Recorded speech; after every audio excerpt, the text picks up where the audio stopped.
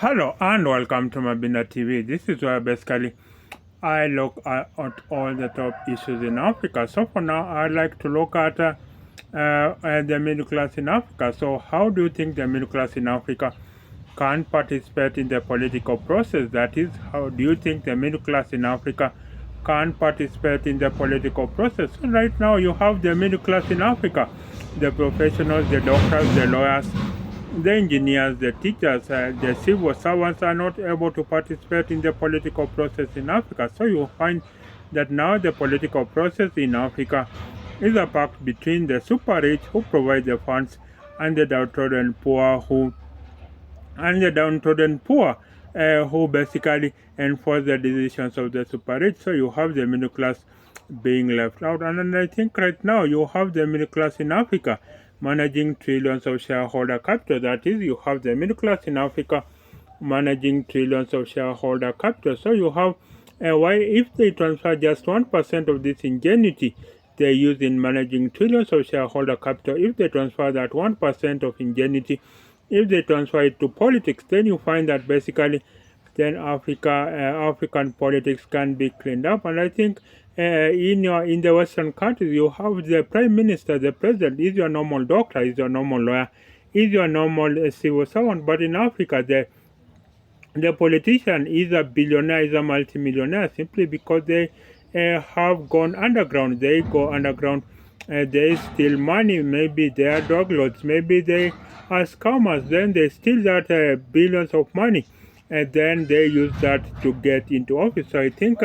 in Africa we should get into that.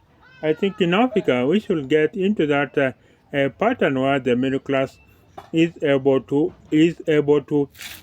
run the affairs of Africa. And frankly, it is the middle class that has held Africa together.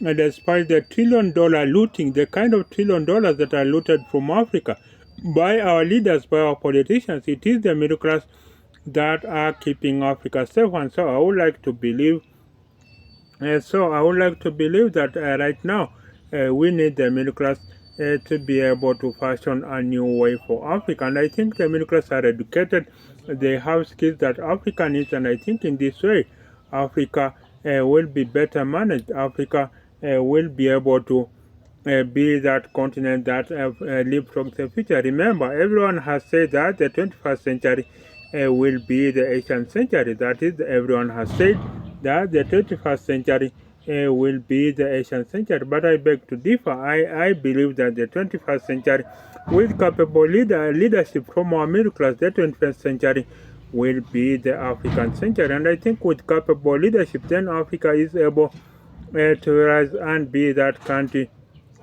And then I think Africa is able to rise and be that country where the middle class are able to punch their food. So I think right now, and frankly, for African middle class, if Africa burns, then the rich will just fly away. If Africa burns, the rich will just fly away. If Africa burns, the rich will just fly away, while the downtrodden poor have no nothing else except poverty. So you have it is the middle class with the substantial investments that will be affected. And I think that is why the middle class need to take politics seriously. I'm not saying they should by themselves. Maybe they could identify the most promising leaders who will solve the deepest challenges that plague Africa. That is, the African middle class could identify the candidates that basically the middle class could identify the candidates, the most promising candidates that will be able to solve the deepest challenges that Africa faces. Then what will they be able to do? They will be able to solve these challenges. So they will be able to donate to this country. That's what happens in America, and I think that is how American leaders, Donald Trump was the only leader who was a billionaire. The other leaders have been middle class kind of guys, but I think they get donations, and I think for African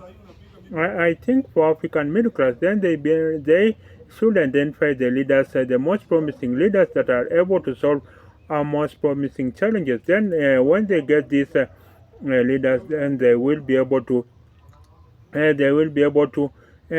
elect these leaders, then they can solve Africa. Africa has a real stake in this 21st century economy. I don't believe that Africa is done and dusted. I don't believe that Africa is a write-off, as many commentators will say. I believe Africa has a bright future, and our middle class should be able to partake in this process. So you let me know, how do you think the middle class can participate in the political process in Africa? That is, how do you think the middle class can participate in the political process in Africa? So you let me know in the comment section. So that has been Mabinda Africa TV for now.